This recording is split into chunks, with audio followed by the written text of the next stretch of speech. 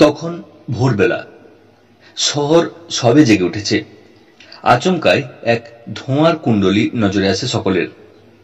পাক খেয়ে ওঠা সেই ধোঁয়ায় আকাশ ছেয়ে যেতে থাকে। মেঘে ছেয়ে যাওয়ার মতোই আকাশের মুখ ঢাকতে থাকে এই নতুন মেঘ।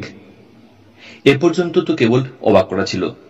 এরপরই প্রশাসনের তরফে যে ঘোষণা করা হয় তা শুনে আতঙ্ক গ্রাস করে সকলকে।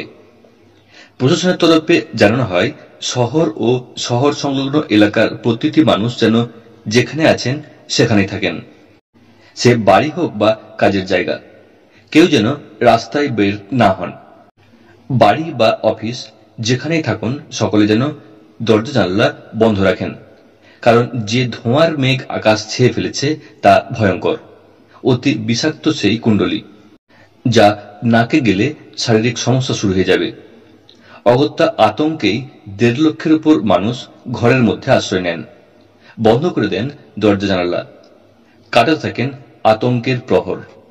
ঘটনাটি ঘটেছে স্পেনের বার্সেলোনা শহরের কাছেই ভিলানোভাতে। এখানে রয়েছে একটি সুইমিং পুল পরিষ্কার করার রাসায়নিকের কারখানা, যেখানে প্রচুর পরিমাণে ক্লোরিন জমা ছিল। ক্লোরিনে সহজে আগুন ধরে না, কিন্তু যদি ক্লোরিন কোনোভাবে জ্বলতে শুরু করে তবে তার ধোঁয়া আকাশে বিষাক্ত গ্যাস ছড়তে থাকে। আর সেটাই হয় এখানে। খুব দ্রুত সেই আগুন নিয়ন্ত্রণে আনার চেষ্টা করা হয়। এক সুদীর্ঘ সময় ধরেই ঘরের মধ্যেই বন্দী থাকতে হয় স্থানীয় বাসিন্দাদের।